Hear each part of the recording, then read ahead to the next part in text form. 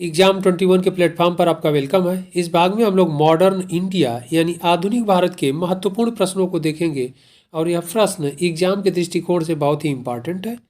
तो आइए इस सेशन को हम लोग प्रारंभ करते हैं और आप लोग एग्जाम 21 चैनल को सब्सक्राइब अवश्य कर लीजिएगा, जिससे आने वाले वीडियो का नोटिफिकेशन आप लोगों को तत्काल मिल जाए। और यह क्वेश्चंस इंदिरा जीएस इंस्टीट्यूट के प्लेटफॉर्म पर भी अवेलेबल है, वहाँ पर भी आप लोग इन प्रश्नों को देख सकते हैं। तो आइए इस सेशन के प्रश्न को हम लोग प्रारंभ करते हैं। इस सेशन का फर्स्ट क्वेश्चन है, हमदर्द पत्र का संपादन किसने किया? Option A Mohammad Ali Jinnah, option B Abul Kalam Azad, option C Aga Khan and option D Shaukat Ali. इसका सही आंसर होगा ए, मोहम्मद अली जिन्ना ने हमदर्द पत्र का संपादन किया। ओके, अगला प्रश्न है,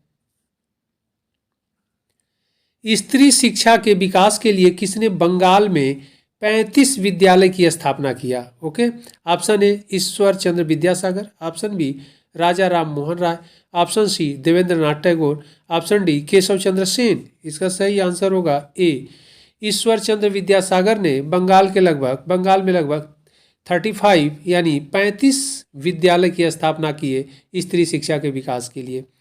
अगला प्रश्न है, भारत में दास प्रथा पर पूर्ण प्रतिबंध कब लगा?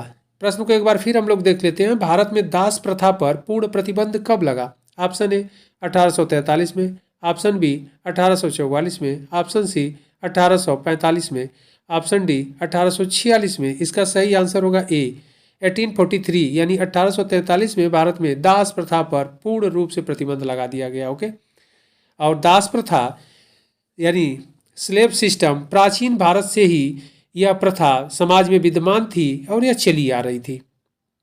अगला प्रश्न है, नेटिव मैरिज एक्ट 1872 किस वायसराय के समय में लाया गया? Option A Lord Northbrook, option B Lord Mayo, option C Lord Lytton and option D Lord Ripon. इसका सही आंसर होगा ए, लॉर्ड नॉर्थब्रुक। 1872 में नेटिव मैरिज एक्ट जब पास किया गया यानी लाया गया, उस समय लॉर्ड नॉर्थब्रुक वायसराय थे भारत के। ओके, अगला प्रश्न है, मद्रास में स्वदेशी आंदोलन का नेतृत्व किसने किया था? Option A Srinivasa Sastri, option B C Rajagopalachari, option C Chidambaram Pillai and option D Chintamani. इसका सही आंसर होगा सी, चिदम्बरम पिल्लई मद्रास में स्वदेशी आंदोलन के समय या स्वदेशी आंदोलन का नेतृत्व किए। ओके, अगला प्रश्न है, भारतीयों के विरोध के कारण बंगाल को फिर से कब एकीकृत किया गया? Option A 1905, option B 1911, option C 1947 and option D 1971। इसका सही आंसर होगा बी, 1911 में।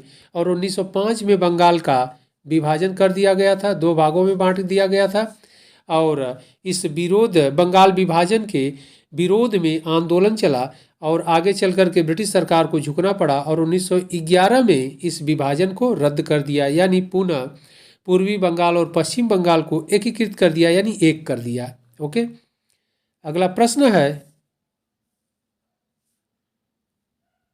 असहयोग आंदोलन 1920 के समय भारत के वायसराय थे? Option A Lord Minto, option B Lord Hardinge, option C Lord Chelmsford, option D Lord Reading. इसका सही आंसर होगा सी, लॉर्ड चेम्सफोर्ड। अगला प्रश्न है,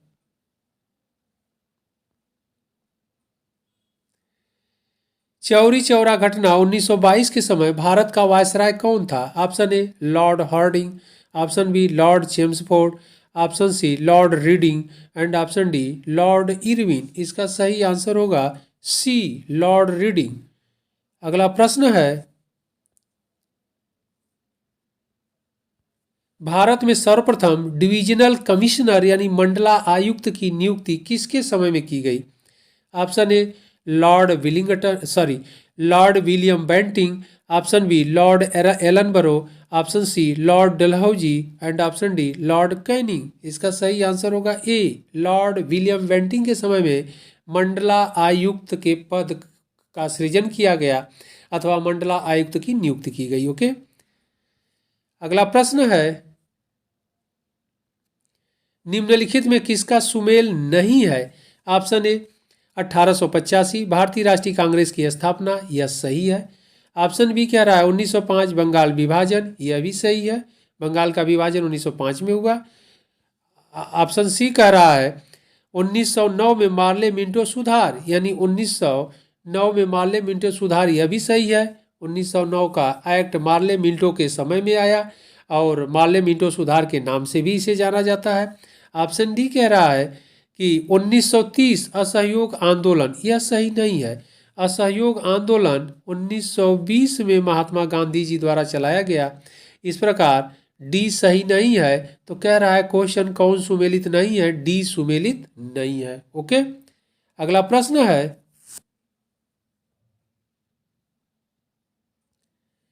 सर्वोदय शब्द का प्रयोग सर्वप्रथम किसने किया था?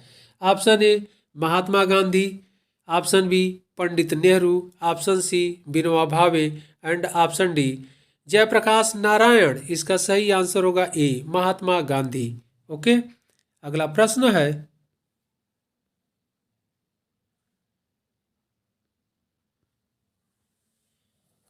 निम्नलिखित में से किसने गांधी जी के आंदोलन को राजनैतिक फिरौती कहा? Option A Lord Chelmsford, option B Lord Wavell, option C Lord Linlithgow and option D Lord Montagu. तो इसका सही आंसर होगा लॉर्ड लिनलिथगो, सी सही होगा। ओके, लॉर्ड लिनलिथगो ने गांधी जी के आंदोलन को राजनैतिक फिरौती कहा, इंपॉर्टेंट है। और लॉर्ड लिनलिथगो का शासनकाल 1936 से 1943 तक है। ओके, तो बहुत इंपॉर्टेंट क्वेश्चन है। अगला प्रश्न है,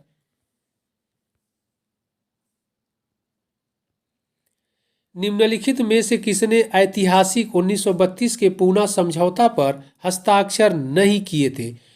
ऑप्शन ए है B R Ambedkar, option B Madan Mohan Malaviya, option C C Rajagopalachari and option D M K Gandhi. इसका सही आंसर होगा डी एम के गांधी, यानी गांधी जी ने इस पूना पैक्ट पर यानी पूना समझौते पर सिग्नेचर यानी हस्ताक्षर नहीं किए थे। ओके, जबकि बी आर अम्बेडकर किए थे, मदन मोहन मालवीय किए थे, सी राजगोपालाचारी किए थे। अगला प्रश्न है, निम्नलिखित में से कौन भारतीय राष्ट्रीय कांग्रेस का लगातार 6 वर्षों तक अध्यक्ष था? Option A Jawaharlal Nehru, option B Dadabhai Naoroji, option C Abul Kalam Azad and option D Gopal Krishna Gokhale. Question कह रहा है लगातार 6 वर्षों तक भारतीय राष्ट्रीय कांग्रेस का अध्यक्ष रहा, तो इसका सही आंसर होगा सी अबुल कलाम आजाद। ओके, और यह 1940 से लेकर के 46 तक थे। इस प्रकार 6 वर्षों तक यह भारतीय राष्ट्रीय कांग्रेस के अध्यक्ष रहे। अगला प्रश्न है, आजाद हिंद फौज दिवस किस तिथि को मनाया गया था? ऑप्शन ए 12 नवंबर 1945 को, ऑप्शन बी 11 नवंबर 1945 को, ऑप्शन सी 5 नवंबर 1945 को एंड ऑप्शन डी 10 नवंबर 1945 को। इसका सही आंसर होगा ए 12 नवंबर 1945 को आजाद हिंद फौज दिवस के रूप में मनाया गया था। ओके, अगला प्रश्न है, आजाद हिंद फौज के किस सैनिक को 7 वर्ष के कारावास का दंड दिया गया? Option A Aruna Asaf Ali, option B Shahnawaz, option C Rashid Ali and option D Ras Bihari Bose. इसका सही आंसर होगा सी राशिद अली को 7 वर्ष का के कारावास का सजा अथवा दंड दिया गया था। ओके, अगला प्रश्न है, इनमें से किसने रानी लक्ष्मीबाई रेजिमेंट की स्थापना की? Option A Ras Bihari Bose, option B Vallabhbhai Patel, option C Lakshmi Swaminathan, option D Subhash Chandra Bose. इसका सही आंसर होगा डी सुभाष चंद्र बोस। अगला प्रश्न है, निम्नलिखित में से कौन प्रसिद्ध INA मुकदमे के वकील थे? इंपॉर्टेंट क्वेश्चन है, कई बार एग्जाम में पूछा गया है। Option A Subhash Chandra Bose, option B C Rajagopalachari, option C Ashraf Ali and option D Bhulabhai Desai. इसका सही आंसर होगा डी भूलाभाई देसाई के नेतृत्व में वकीलों की टीम ने इस मुकदमे को देखा। ओके, अगला प्रश्न है, संविधान सभा जिसने भारतीय संविधान का निर्माण किया का गठन किया गया था। Option A Indian Independence Act के अंतर्गत, option B Government of India Act 1935 के अंतर्गत, ऑप्शन सी महारानी की घोषणा के अंतर्गत, option D cabinet mission plan के अंतर्गत। इसका सही आंसर होगा डी, कैबिनेट मिशन प्लान के अंतर्गत भारतीय संविधान सभा का निर्माण किया गया था। ओके, अगला प्रश्न है, कैबिनेट मिशन के भारत आगमन के समय भारतीय राष्ट्रीय कांग्रेस का अध्यक्ष कौन था। Option A Jawaharlal Nehru, option B JB Kripalani, option C Maulana Abul Kalam Azad and option D Sarojini Naidu. इसका सही आंसर होगा सी, मौलाना अबुल कलाम आज़ाद थे। ओके, और कैबिनेट मिशन भारत 1946 में आया था। उस समय भारतीय राष्ट्रीय कांग्रेस के अध्यक्ष मौलाना अबुल कलाम आज़ाद थे। तो यह इस सेशन के इंपॉर्टेंट क्वेश्चन थे।